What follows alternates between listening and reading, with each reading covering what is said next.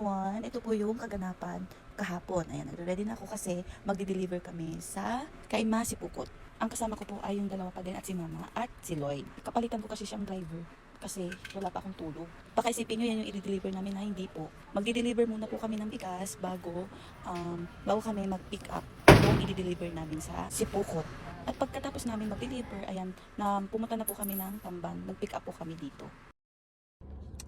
Hello! Ayo! Ayan, may bago akong driver. Isaw. Sarap. Dito kami sa Tamban.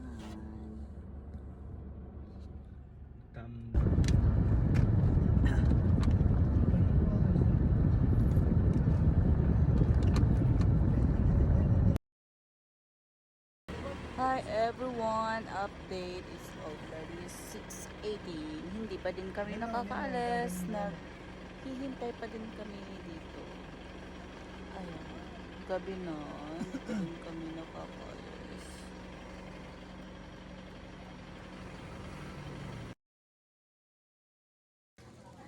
Sino na yun? Ayan. Bako. Ayun oh. Dahil na-pick up na po namin lahat, papunta na po kami nito sa Sipukot. Time check. It's ayan, 9:54. Nandito na kami sa Kaima, Sipukot. Kakarating lang namin. Ginabi na po kami nito dahil din kasi bawal ibiyahe ng sobrang init ang mga similya kasi namamatay po sila. Hindi ko po alam kung bakit nag-enjoy ako dito sa ginagawa namin ni Mama kasi mas okay na itong ginagawa namin kaysa magbantay ako ng tindahan. Nakakaboring kaya magbantay ng tindahan. Tsaka nakakatuwa lang din dahil kung saan kami nakakarating, yung mga hindi namin napupuntahan namin. Tapos kung yung hindi namin naaabot namin, I mean, ano yun? Abot as in aabotin. Hindi. Kumbaga, kung anong lugar yung hindi pa namin napupuntahan namin. Ganun. Kaya hindi nakakaboring. Nakaka-enjoy talaga. Sabi nga ni Mama kung kailan daw siya tumanda. Saka lang siya nakasakay dyan talaga. Sabi ko sa kanya, mas okay na yan kasi nandun ka sa bahay. Tapos naboboring ka lang din naman kasi nasa tindahan. Pupunta ng tindahan, pupunta ng tindahan, magluluto, repeat. Ganun ka.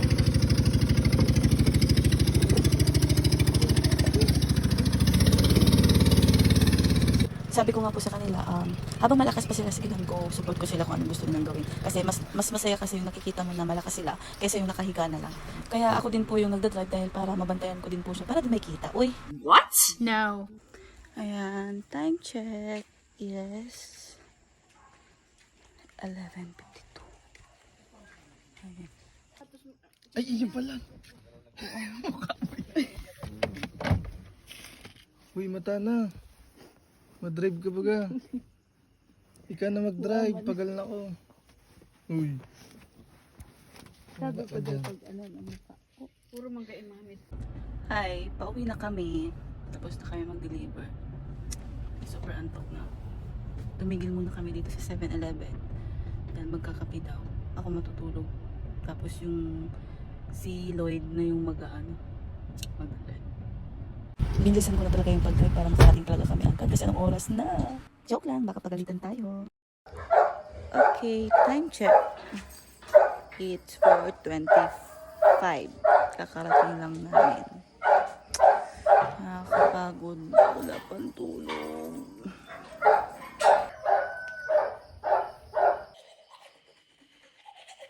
Ayan.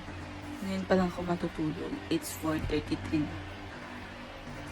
Gabi, ang hirap no. Ang hirap maghanap ng pera. So yun, hanggang dito na lang yung may isi-share ko na naman na nagawa namin ngayong araw. Lutang na talaga ang isip ko. Wala na. Alam niyo yung feeling na na ang sobrang gian ng ulo mo. Gusto mo na lang humiga para matulog. Ganon. Matutulog pa lang ako. Mamaya, pupunta ako doon sa MOA kasi titingnan ko yung mga bata. Hindi ko alam kung ano na naman ganap mamaya. Kung magdi-deliver ba kami o ano. Basta yun. So, yun lang. Bye!